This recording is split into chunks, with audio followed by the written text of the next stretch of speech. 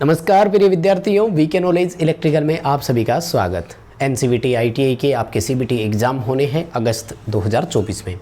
Electrician first year वाले बच्चों के लिए हम आपको क्लासेज प्रोवाइड करवा रहे हैं और आज की हमारी क्लास नंबर 10 है। अगर आप इसी क्लास से हमारे साथ जुड़े हैं, यानी अभी यही वीडियो आपके सामने आया है, तो मैं आपको बताना चाहूँगा कि इससे पहले 9 क्लासेज हम आपको और दे चुके हैं। समय निकालकर उन प्रीवियस क्लासेज को भी देखिएगा। चैनल पर आईटीआई एग्ज़ाम 2024 नाम से प्लेलिस्ट बनी हुई है, उसमें ये क्लासेज मिल जाएगी। सीक्वेंसली सारी क्लासेज आपको अटेंड करनी है, क्योंकि एक एक क्लास में एक एक क्वेश्चन को हमने बड़े विस्तार से समझाया है और आपके पेपरों में क्वेश्चंस आपको देखने को मिलेंगे। इन क्लासेज में जितने भी क्वेश्चन बता रहे हैं उन सबको अच्छे से रट लीजिए। गारंटी देते हैं, विश्वास दिलाते हैं, आपके पेपर में ऐसे ही प्रश्न आएंगे। 100% नंबर की गारंटी है, एक भी क्वेश्चन बाहर से नहीं आएगा। सारे के सारे हम जो बता रहे हैं क्लासेज उनमें से आएगा। चैनल से पहली बार जुड़े हो तो सब्सक्राइब कर लो, क्योंकि 10 क्लास से कुछ नहीं होगा। हम एग्ज़ाम तक आपको और भी क्लासेज देंगे और जो मोस्ट रिपीटिव क्वेश्चन है वो आपको क्लासेज करवाएंगे, और साथ में जो प्रीवियस पेपर हुए थे, ओरिजिनल पेपर हमारे पास है एग्ज़ाम से पहले, वो आपको हल और करवाएंगे। तो चैनल आपके एग्ज़ाम के लिए बहुत सपोर्टिव रहेगा, आपके पेपर पास करवाने में बहुत महत्वपूर्ण भूमिका होगी। चैनल को सब्सक्राइब कर लो। 100% नंबर की गारंटी है। ऐसे प्रश्न आप रट लीजिए, क्योंकि हम 2021, 22, 23 पिछले 3 सालों से लगातार आपके सीबीटी एग्ज़ाम को फॉलो कर रहे हैं। ऐसे क्वेश्चन आ रहे हैं तो अब भी आएंगे, इसलिए चैनल को सब्सक्राइब कर लो और अपने दोस्तों तक भी इस वीडियो को पहुंचा दीजिए, शेयर कर दीजिए। एक जानकारी आपके साथ और शेयर करना चाहूँगा। इस वीडियो के डिस्क्रिप्शन में लिंक दिया गया है, हमारा एंड्रॉइड ऐप डाउनलोड कीजिए। ऐप में आपके फर्स्ट ईयर के लिए फ्री टेस्ट भी अवेलेबल है, आप उसे अटेंड कर सकते हैं, और साथ ही फर्स्ट ईयर की पेड टेस्ट सीरीज़ भी अवेलेबल है। 130-40 रुपये के आसपास होगी। तो उसमें आपको electrician theory, employability, skill, engineering, drawing, workshop, calculation and science के साथ साथ मॉडल टेस्ट भी 5 तरह के टेस्ट मिलेंगे आपको, जो एग्ज़ाम से पहले आपको प्रैक्टिस करने का मौका दे रहे हैं, और एग्ज़ाम में वैसे ही हूबहू क्वेश्चंस आपको देखने को मिल जाएंगे। सो आप ये हमारी टेस्ट सीरीज़ भी ज्वाइन कर सकते हैं। टेस्ट सीरीज़ ज्वाइन नहीं भी करो तो फ्री टेस्ट अवेलेबल है, डिस्क्रिप्शन में लिंक है, वीडियो डाउनलोड कर लो, ऐप डाउनलोड कर लो और वो फ्री वाला टेस्ट अटेंड करो। आ जाओ शुरू करते हैं। अभी तक इस वीडियो को लाइक नहीं किया है तो प्लीज़ लाइक कर दीजिएगा। एक एक क्वेश्चन को विस्तार से समझाएंगे। और एक बात और बताता हूँ, क्लासेज सीक्वेंसली देख कर आना, क्योंकि ये जो 10 नंबर क्लास है ना, ये 9 नंबर क्लास के साथ ही जुड़ी हुई है। यानी 9 और 10 दोनों में आपके एसी सर्किट वाली क्लास है, एसी सर्किट के क्वेश्चंस है, तो एक दूसरे से इंटरकनेक्टेड है कहीं ना कहीं, इसलिए प्रीवियस क्लास को जरूर देख कर आना। आइए पहले सवाल पर। 24 ओम प्रतिरोध वाली कुंडली के शक्ति गुणांक की गणना कीजिए। 5 एम्पीयर की धारा 240 वोल्ट 50 हर्ट्ज पर एसी आपूर्ति लेती है। पावर फैक्टर पूछ रहा है माय डियर। पावर फैक्टर के लिए फॉर्मूला होता है R/Z। क्या फॉर्मूला होता है? Resistance upon impedance. देखो, रेजिस्टेंस तो हमें इस क्वेश्चन में क्लियरली मेंशन कर रखा है, ये रहा 24 ओम, लेकिन इम्पीडेंस नहीं है। ये कहाँ से लाएं? इम्पीडेंस ज्ञात करने के 2 तरीके होते हैं। एक तो होता है कि R² + XL² कर दो, लेकिन XL दिया नहीं है। तो दूसरा तरीका होता है V/I। ध्यान से सुनिएगा, जिन बच्चों ने क्लासेस थोड़ी कम लगाई होगी आईटीआई में, जो रेगुलर नहीं पढ़ पाए अच्छे से, उनको याद होगा कि गुरुजी V/I से तो R होता है ना, वो ओम का नियम होता है, वो केवल डीसी में लगता है। ध्यान से समझिएगा मेरी बात को। ये एसी सर्किट है और एसी में V/I से Z निकलता है। Z का मतलब होता है इम्पीडेंस, जो R और रिएक्टेंस, रेजिस्टेंस रिएक्टेंस दोनों का योग होता है। तो देखो, वोल्टेज हमें यहाँ पर क्लियरली दे रखा है 240 वोल्ट, राइट। करंट का मान हमें स्पष्ट दे रखा है यहाँ पर 5 एम्पियर। माय डियर, आप कैलकुलेशन कर रहे हो तो आपका इम्पीडेंस आ रहा है 48 ओम। इम्पीडेंस की इकाई ओम होती है, याद रखना, ठीक है। अब देखो, हमें जो 2 चीज़ें चाहिए थी वो दोनों मिल गई। रेजिस्टेंस चाहिए था, हमें दे रखा है क्वेश्चन में ही।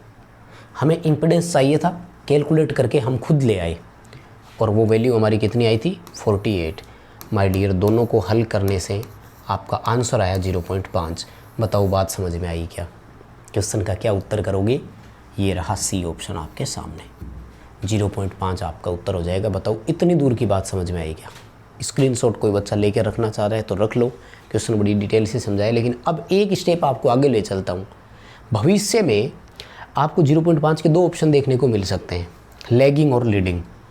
तो एक तो मैं ये जानना चाह रहा हूँ कौन कौन वो बच्चे हैं जिनको लैगिंग लीडिंग का अच्छे से पता है। तो इस वीडियो के नीचे कमेंट करना, अच्छा सा डिटेल से कोई बच्चा 2 लैगिंग लीडिंग के आंसर कमेंट करेगा उसके कमेंट को हम पिन कर देंगे। मैं आपको बताना चाहूँगा, इंडक्टिव सर्किट का पावर फैक्टर लैगिंग और कैपेसिटिव सर्किट का पावर फैक्टर लीडिंग होता है। यहाँ हमारे देखो कुंडली लिखा हुआ है।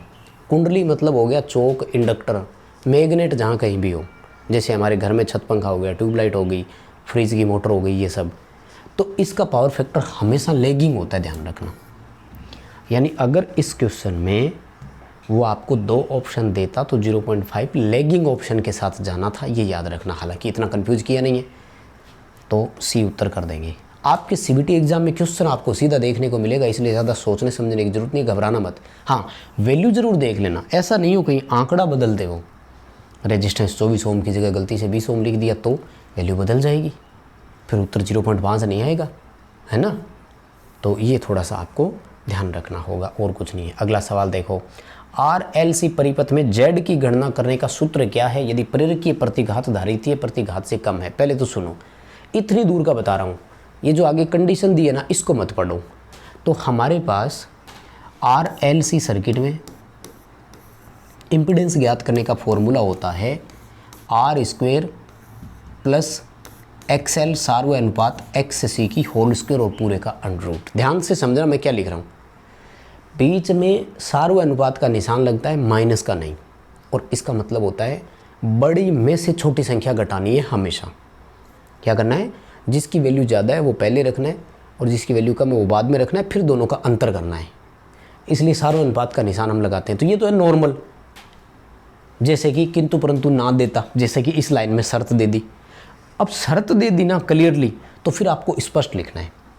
जैसे इसने कहा है क्या कि प्रतिघात धारित प्रेरकीय प्रतिघात XL जो है ना वो XC से कम है, तो ज़्यादा वाली संख्या हमेशा पहले आती है, छोटी संख्या बाद में रखनी है और दोनों का अंतर करना है।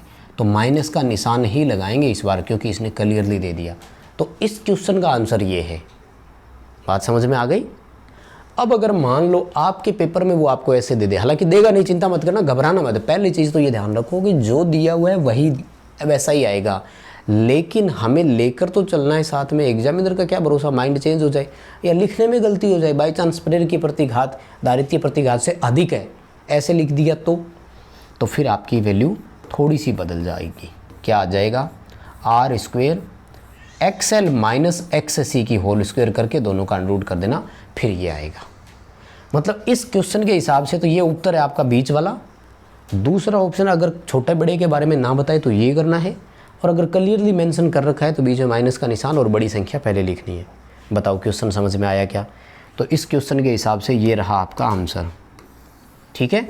हालांकि ये जो बी ऑप्शन में लिखा है थोड़ी सी टाइपिंग मिस है, नीचे से खिसक गया। इस ऑप्शन का ये रहा, अगर XL का मान ज़्यादा होता ना तो ये भी कर सकते हो आप, XL अधिक होता तो ये आता, ठीक है। बात समझ में आई। देखो अगर क्वेश्चन आपको अच्छे से समझ में आए ना तो प्लीज़ वीडियो को लाइक ज़रूर करेंगे यार। लाइक हमारे लिए बहुत महत्व रखता है। क्यों? क्योंकि हम लाइक से पहली चीज़ तो ये देखते हैं कि इतने बच्चे हैं कम से कम जिनको क्लास पसंद आ रही है, चलो अच्छी बात है। दूसरा हम ये देखते हैं ये है वो बच्चे जिनको कंटेंट और चाहिए, इसलिए हम और ज़्यादा मोटिवेटेड होकर आपको और अच्छी क्लास देने का प्रयास करते हैं, इसलिए बिना लाइक किए नहीं जाएंगे प्लीज़। आइए अगले सवाल पर। 240 वोल्ट 50 टच सप्लाई से जुड़े RLC परिपथ में पावर फैक्टर की गणना करो। सेम क्वेश्चन आ गया, पावर फैक्टर पूछ रहा है। क्या फॉर्मूला है पावर फैक्टर का बताओ, R/Z। कोई समस्या नहीं है ना। इस परिपथ में भी आपको R दे रखा है क्या? अच्छा सॉरी, सुनो, पूरा सवाल यहाँ से शुरू हुआ है। प्रतिरोध 15 ओम और परिणामी प्रतिघात 20 ओम है और परिपथ है RLC। ध्यान से सुनिएगा, पावर फैक्टर है तो R/Z करेंगे, ठीक है। R का मान देखो 15 ओम दे रखा है, लेकिन Z नहीं है। और RLC परिपथ में Z ज्ञात करने के लिए क्या फॉर्मूला था, अभी ऊपर वाले क्वेश्चन में ही हम करके आए थे। लेकिन हमारे लिए यहाँ पर क्या अच्छी बात है, यहाँ पर हमारे लिए एक पॉजिटिव इम्पैक्ट ये है कि इन्होंने दोनों का अंतर करके पहले ही दे दिया। परिणामी प्रतिघात को इंग्लिश में बोलते हैं नेट रिएक्टेंस या रिजल्टेंट रिएक्टेंस। नेट रिएक्टेंस का मतलब होता है दोनों का अंतर, यानी XL और XC का अंतर 20 ओम है। दोनों में से बड़ा कौन है छोटा कौन है वो हमें नहीं पता। जैसे एक का मान 20 ओम, एक का मान 32 ओम हो सकता है, ठीक है ना। 32 नहीं सॉरी, एक का 12 एक का 32, तो अंतर 20 ओम हो गया। जैसे एक का मान 50 ओम हो सकता है, एक का 30 ओम हो सकता है, दोनों का 20 ओम हो गया। मतलब अंतर करके उसने माइनस करके दे दिया पहले से ही। बड़ा कौन छोटा कौन हमें इससे कोई मतलब नहीं है, तो सीधा रखेंगे। और माय डियर 15 और 20 अगर वैल्यू होना तो जेड का मान हमेशा 25 आता है। ये आपको थोड़ा कैलकुलेशन करके याद करना पड़ेगा। बताऊं कैसे आया। आर कितना है 15 ओम, 15 की स्क्वायर कितनी आती है 225, प्लस का निशान है। एक्स कितना है 20, 20 की स्क्वायर कितनी आती है 400, दोनों को जोड़ा तो कितना आया 625, 625 का रूट कितना होता है 25। बताओ बात समझ में आई क्या। वहाँ पर मान रख दूँ, उत्तर आ जाएगा। आर देखो हमें दिया था 15, जेड हमने कैलकुलेट कर लिया 25, उत्तर आया 0.6। बताओ बात समझ में आई क्या। ये रहा आपका ऑप्शन आंसर में। क्वेश्चन समझ में आ गया, कोई प्रॉब्लम नहीं है। कोई बच्चा स्क्रीनशॉट लेना चाहता है तो ले लो। बात ये आती है कि यहाँ पर लैगिंग लीडिंग क्या आएगा, तो कुछ नहीं हो सकता क्योंकि क्लियरली नहीं दिया कौन ज़्यादा कौन छोटा।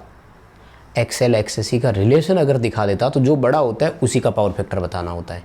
राइट, बात समझ में आ गई है ना। देखो आपको समझ में आ रहे हैं या नहीं, हमें कैसे पता लगेगा। हमें एक तो पता लगेगा अगर आप वीडियो को लाइक करेंगे तो हम देखेंगे कि हाँ 500 बच्चों ने लाइक किया, चलो 500 बच्चों को क्लास पसंद आई। दूसरा आप कमेंट करके बता सकते हैं कि जी मुझे बहुत अच्छे से समझ में आया। आइए अगले सवाल पर। आरसी समांतर परिपथ में लाइन धारा की गणना कीजिए। माय डियर हमारे टोटल सर्किट होते हैं 6। पता नहीं आपने आईटीआई में पढ़े होंगे कि नहीं पढ़े होंगे, मैं आपको करवा दूंगा ज़रूर। अभी तो एक बार क्वेश्चन करते हैं। आरसी, आरएल और आरएलसी 3 सीरीज़ के 3 पैरेलल के हमारे टोटल सर्किट होते हैं 6। सीरीज़ में वोल्टेज या रिएक्टेंस की निकालते हैं और इसमें निकालते हैं हम करंट का। तो टोटल करंट निकालने के लिए इसमें फॉर्मूला होता है आई आर की स्क्वायर प्लस आई एल की स्क्वायर और दोनों का अंडर। ये किसका है आर एल का है। आर सी अगर होता तो आई आर की स्क्वायर प्लस आई सी की स्क्वायर करते और दोनों का अंडर निकाल देते हैं। आर एल सी अगर है तो सेम वैसे ही जैसे इम्पीडेंस करते आ रहे थे, आई सी सार्वनुपात आई एल और होल स्क्वायर, मतलब दोनों में से जो बड़ा है उसमें से छोटा घटाना है वो। तो 3 फॉर्मूले बनते हैं। अभी हमसे आर सी के बारे में पूछ रहा है इसलिए उत्तर ये रहा बीच वाला। बात समझ में आई क्या। देखो एसी सर्किट है ना, बहुत बड़ा चैप्टर है। आपको अगर किसी ने इजीली आईटीआई में, थोड़ा सा इसमें गलत है, टाइपिंग मिस है, आपके पेपर में सही आ जाएगा। डी ऑप्शन है, ये रहा रूट है और बीच में माइनस की जगह प्लस का निशान है। आई आर की स्क्वायर प्लस आई सी की स्क्वायर और पूरे पर अंडर। ठीक है ना। टोटल धारा लाइन करंट निकालने के लिए पूछ रहा है। ठीक है, याद रह जाएगा। देखो आईटीआई में आपने कितना पढ़ा और कितना आपको पढ़ाया गया ये तो हमें नहीं पता। जनरली हम तो कंपटीशन एग्जाम वाले बच्चों को तैयारी करवाते हैं, इसीलिए तो मैं कहता हूँ ये क्लास फर्स्ट ईयर वाले बच्चों के साथ शेयर कीजिए। अपने क्लास में क्लासमेट जितने भी है, जो व्हाट्सएप ग्रुप है उसमें शेयर कीजिए, डालिए क्लास को। एसी थ्योरी वास्तव में 2 से ढाई महीने का टॉपिक है पूरा। अगर आईटीआई कॉलेज में पढ़ाने की बात की जाए तो लगभग 2 से ढाई महीने में पूरा होता है ये टॉपिक। बहुत बड़ा है भाई। 6 तो सर्किट है यार, सबकी थ्योरी समझाओ, सबके न्यूमेरिकल कराओ, फिर इनके वेक्टर डायग्राम्स बनवाओ। आरएलसी के 6 सर्किट के vector diagram plus lagging leading और उनके रेजिस्टिव सर्किट, इंडक्टिव सर्किट, उनके डायग्राम्स बनवाओ। तो बहुत बड़ा चैप्टर है अपने आप में। 2.5 से 3 महीने ही हो जाते हैं अगर रेगुलर कोई अच्छे से पढ़ाए तो। सवाल देखो, 240 वोल्ट 50 हर्ट्ज सप्लाई है, 8 एम्पीयर की करंट है, आरएलसी समांतर परिपथ है, एडमिटेंस की गणना करनी है जब सर्किट में से करंट चले। देखो एडमिटेंस है ना, इसके 2 फॉर्मूले होते हैं। एक तो ये इम्पीडेंस के विलोमानुपाती है, तो y बराबर 1/z, और दूसरा है y बराबर जी स्क्वायर प्लस बी स्क्वायर। जी होता है कंडक्टेंस, बी होता है ससेप्टेंस। तो अब ये जी भी तो हमें दिया नहीं है, इसलिए इस फॉर्मूले का तो अभी कोई काम नहीं है, हटा देते। लेकिन ये वाला चाहिए। जेड होता है इम्पीडेंस, हमें तो इम्पीडेंस भी नहीं दिया हुआ सर्किट में, नहीं दिया ना, लेकर आएंगे। कैसे लाओगे। अभी एक्सप्लेन करते हुए आए थे v/i से जेड आता है। आप ध्यान से देखो, v और i दोनों के मान दिए हुए हमें। ये रहा v, ये रहा i, यानी 240 वोल्ट में 8 एम्पीयर करंट का भाग देना है। माय डियर 30 ओम इम्पीडेंस आया। बताओ बात समझ में आई क्या। एक स्टेप समझ में आ गया क्या? अगर ये स्टेप समझ में आ गया तो अब एडमिटेंस ज्ञात करने के लिए Z की वैल्यू रख दो, यानी 1/30 कर दो। 1/30 को अगर आप हल करते हैं तो उत्तर आता है C, 0.033 महो। ओम इकाई होती है इम्पीडेंस की, एडमिटेंस उसका उल्टा है, इसलिए इकाई भी उल्टा, ओम का महो। ठीक है, हालांकि महो के अलावा एक और होती है, साइमन या सीमेंस बोलते हैं उसे। बताओ ये क्वेश्चन भी आपको अच्छे से समझ में आया क्या? कोई इश्यू नहीं है, बहुत बढ़िया तरीके से चल रहा है, शायद प्रॉब्लम नहीं होगी, काम बहुत शानदार तरीके से एक्सप्लेन किया जा रहा है। सवाल देखो, कला अनुक्रम मीटर का उद्देश्य क्या है? कला अनुक्रम क्या होता है? हमारे 3 फेज सर्किट में 3 फेज होते हैं R, Y, B। इनको जब भी किसी चीज़ के साथ जोड़ते हैं ना तो आपको उसके कर्म का पता होना ज़रूरी है। या जैसे 2 बस को आपस में पैरेलल जोड़ते हो, 2 अल्टरनेटर को समांतर में जोड़ते हो, तो फेज क्रम समान होना ज़रूरी है। R से R, Y से Y और B से B मिलना चाहिए, अदरवाइज शॉर्ट सर्किट हो जाएगा। तो पहले हम क्या करते हैं, उन दोनों सप्लाई सोर्स के फेज सीक्वेंस का पता करते हैं, उसके लिए फेज अनुक्रम मीटर का उपयोग करते हैं। तो इसका काम होता है हमें बताना, to ensure the correct phase sequence of 3 phase power system, यानी किसी आपूर्ति प्रणाली में फेज क्रम का, इंश्योर का मतलब होता है कन्फर्म करना या तय करना, ठीक है, निर्धारित करना मान लो, सूचना देना मान लो, यानी ये बताएगा हमें कि इसका फेज सीक्वेंस कैसा है, RYB है कि BYR है, और हमें एक समान फेज क्रम वाले को ही जोड़ना होता है। ठीक है, आइए अगले सवाल पर देखो क्या क्वेश्चन पूछा जा रहा है। स्टार में जुड़े 3 फेज भार की आभासी शक्ति की गणना करो। आभासी को इंग्लिश में बोलते हैं अपरेंट पावर, फॉर्मूला बताऊंगा।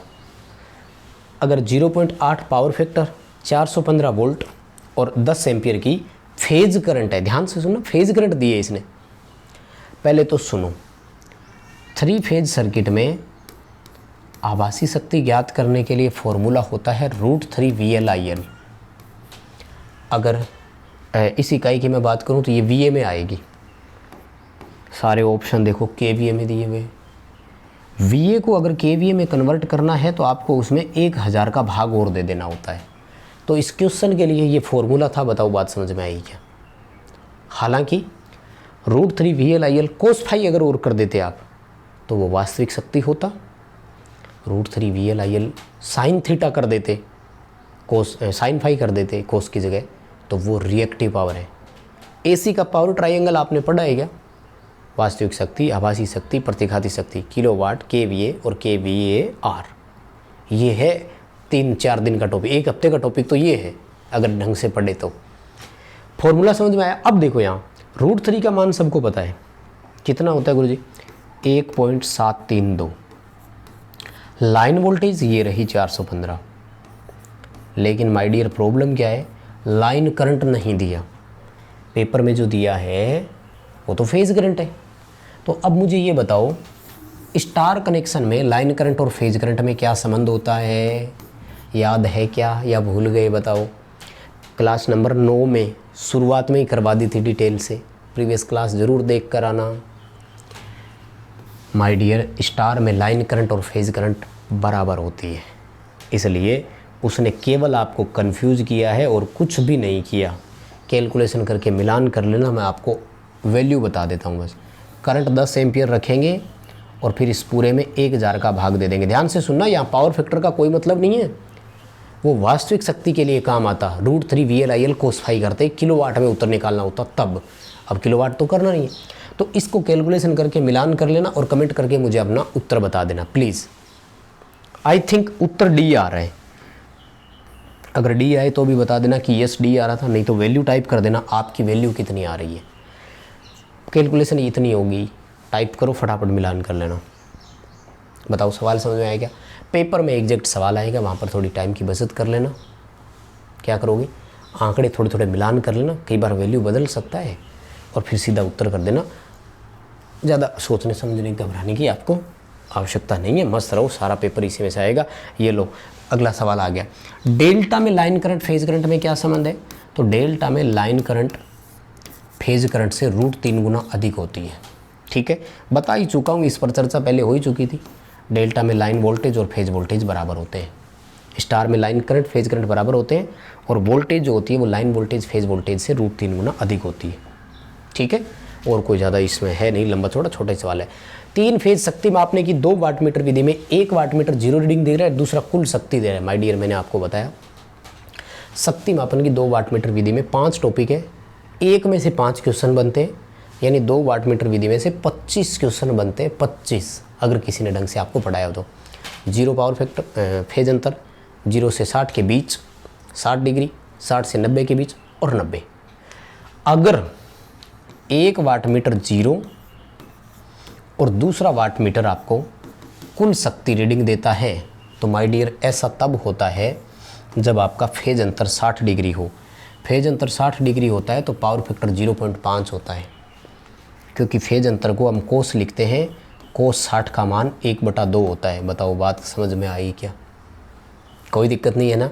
समझ में आ रहा है? देखो मैं तो उम्मीद कर रहा हूँ कि बहुत अच्छे से समझ में आ रहा है सब बच्चों को। नहीं आ रहा हो तो बताइएगा ज़रूर, हम आपके लिए ज़रूर इम्प्रूव करेंगे और कुछ नया आपको देने की हमारी कोशिश रहेगी। अभी के हिसाब से आपका ए ऑप्शन होगा। 0.5 पावर फैक्टर का मान है। फेज अंतर अगर आपसे पूछ ले इस सिचुएशन में 60 डिग्री 60 डिग्री का फेज अंतर है करंट और वोल्टेज के बीच में। अगला सवाल, एसी समांतर परिपथ में धारा के कुल विरोध को क्या बोलते हैं? देखो पैरेलल में बोलते हैं इम्पीडेंस और सीरीज एडमिटेंस और सीरीज में बोलते हैं इम्पीडेंस। तो सी आ जाएगा, एडमिटेंस कर देंगे, इम्पीडेंस को जेड से दर्शाते हैं, ये सीरीज सर्किट के लिए हो जाता। ठीक है, यानी अगर श्रेणी परिपथ में आपसे ये कहा जाए कि विरोध कितना है तो आपको इम्पीडेंस करना है, जेड करना है। ठीक है ना? तो अभी उत्तर आपका सी रहेगा। याद कर लो, अच्छे क्वेश्चन है, डायरेक्ट आएंगे आपके सीबीटी एग्जाम में, घबराना मत। सीधा क्वेश्चन मिलेगा, सीधा उसका ऑप्शन मिलेगा। ठीक है, आ जाओ अगले सवाल पर। फॉर्म फैक्टर का मान पूछ रहा है, बहुत ही बढ़िया चीज़ है। परिभाषा पूछ रहा है।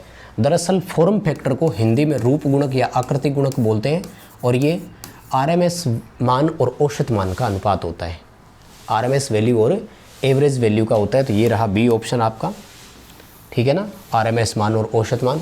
लेकिन अब ध्यान से समझना, आरएमएस मान को हम इफेक्टिव यानी प्रभावी मान भी बोलने लग गए। इंग्लिश में इफेक्टिव, हिंदी में प्रभावी मान। एवरेज वैल्यू को हिंदी में माध्य मान, इंग्लिश में मीन वैल्यू के नाम से भी जानने लग गए हैं। तो आजकल नई डेफिनेशन इनकी प्रभावी मान और माध्य मान का अनुपात भी आने लग गया है। बी उत्तर होगा। हाँ, इसकी वैल्यू जरूर पूछी जा सकती है। तो साइन वेव में 1.11 होता है, वर्गाकार वेव का इकाई होता है और त्रिभुजाकार वेव का 1.15 होता है। फॉर्म फैक्टर की बात कर रहा हूँ मैं। ठीक है ना, बहुत ही इंपॉर्टेंट है। आएंगे क्वेश्चन। हाफ वेव रेक्टिफायर जो होता है ना, उसका 1.57 होता है। वो कंपटीशन एग्जाम की तैयारी करोगे तब काम आएगा, अभी तो कौन पूछता है। परिपथ में करंट और वोल्टेज के बीच में क्या संबंध है? माय डियर, अगर ध्यान से देखोगे ना तो देखो, वोल्टेज जब, यहाँ वोल्टेज लिखा है, वोल्टेज जब अपने मैक्सिमम मान पर पहुँच गया ना तब जाकर के करंट चलना शुरू होती है। और यहाँ पर देखो स्पष्ट लिखा हुआ है 90 डिग्री का अंतर। यानी एक तो करंट पीछे चल रही है और वो भी 90 डिग्री, मतलब करंट वोल्टेज से 90 डिग्री पीछे है। बताओ ऐसा कब होता है? ऐसा तब होता है जब प्योर इंडक्टिव सर्किट हो। बताओ बात समझ में आएगा? शुद्ध प्रेरणिक परिपथ में ऐसा होता है, ध्यान से सुनिएगा।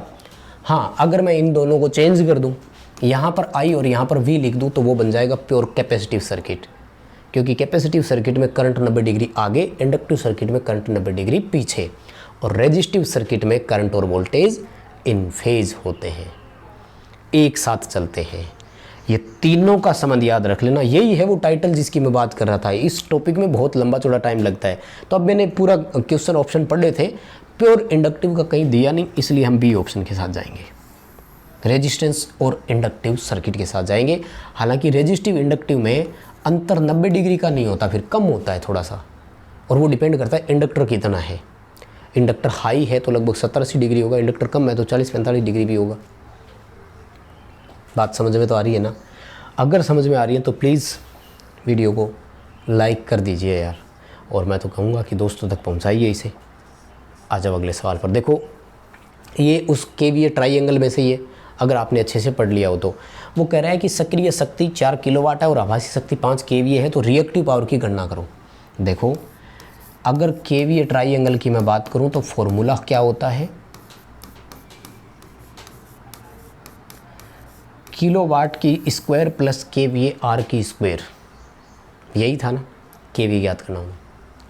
अब हमसे वो केवीए आर पूछ रहा है, तो केवीए आर ज्ञात करेंगे तो केवीए अंदर चला जाएगा, यानी केवीए की स्क्वायर बीच में माइनस का निशान आ जाएगा, किलोवाट की स्क्वायर, और दोनों का रूट कर देना है। समझ में आ रहा है? वैल्यू रखो और हल करो।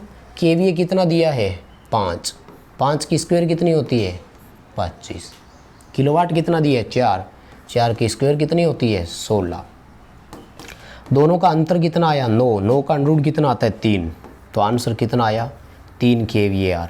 बताओ बात समझ में आ रही है क्या? कोई समस्या नहीं है ना? अब वो आपके एग्ज़ाम में कुछ भी पूछे आपसे, कोई स्क्रीनशॉट लेना चाह रहे तो ले लो पहले, है ना। वैल्यू भी बदल दे तो क्या है, मान तो वैसे रहेगा, और मान लो किलोवाट की जगह kVAR दे देता और किलोवाट पूछ लेता, तब कैसे करते, है कि नहीं? सवाल समझ में आ रहा है ना? मैं देता हूँ, चलो कमेंट कर देना वीडियो के नीचे। मान लीजिए kVA 25 है और kVAR जो है वो 15 है, तो मुझे आप किलोवाट का मान बताइए कितना आएगा। साथ में पता भी तो लगे कि यहाँ तक क्लास को कौन देख रहा है। 26 मिनट की क्लास हो गई, वेरी गुड। मतलब 26 मिनट तक कौन टिका हुआ है हमारे साथ, कौन बना हुआ है भाई, इतनी दूर कौन टिकता है, शायद ही कोई हो, है ना। तो पता तो लगे कौन कौन देख रहा है। 3 फेज 2 वाट मीटर विधि में ऋणात्मक पाठ्यांक देने पर आप क्या करोगे? देखो अगर पावर फैक्टर 0.5 से कम हो तो 1 वाट मीटर नेगेटिव रीडिंग देता है, 1 वाट मीटर नेगेटिव रीडिंग देता है, यानी फेज अंतर 60 डिग्री से अधिक और 90 डिग्री से कम, 60 से 90 के बीच में हो तब। इसमें फिर क्या करना पड़ता है कि जो हमारा वाट मीटर होता है ना, इसमें 2 कॉइल होती है, एक को बोलते हैं करंट कॉइल, दूसरे को बोलते हैं प्रेशर कॉइल, CCPC बोलते हैं। तो PC का दूसरा नाम मूविंग कॉइल होता है, इसलिए उस मूविंग कॉइल के कनेक्शन बदलने पड़ते हैं।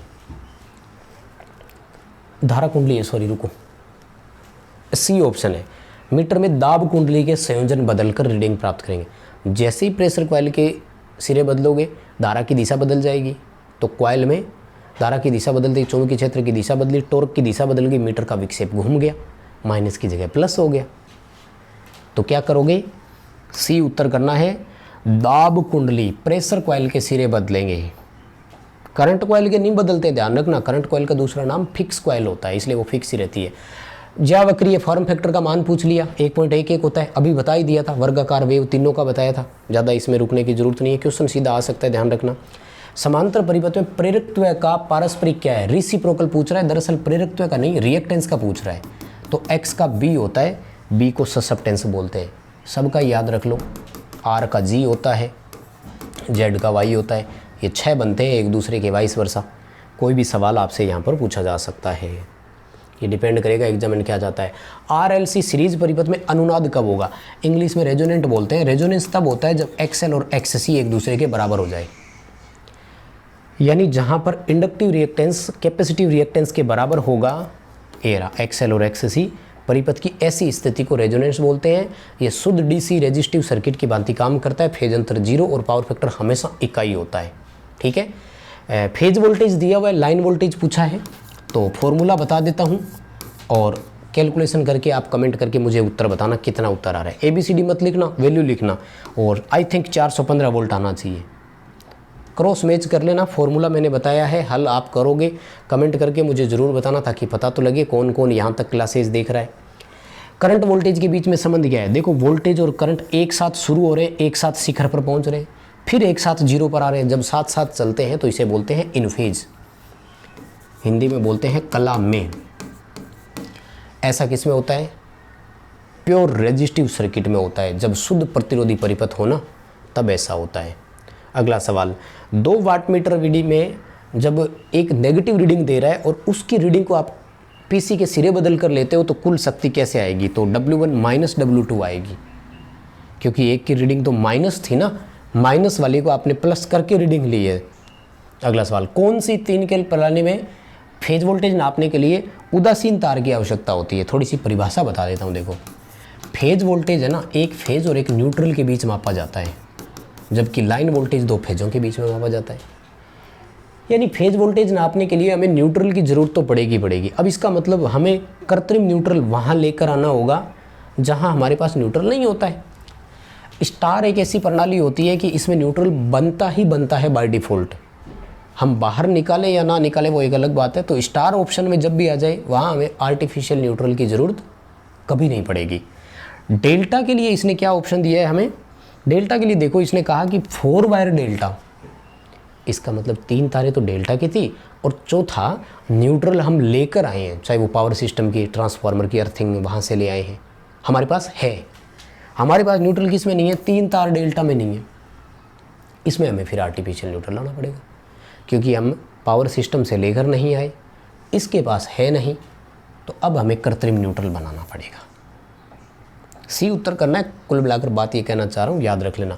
फॉर्म फैक्टर का दोबारा आ गया क्वेश्चन, बताने की ज़रूरत नहीं है, हो चुका है, पहले वाला ही था, बस इतना ही है।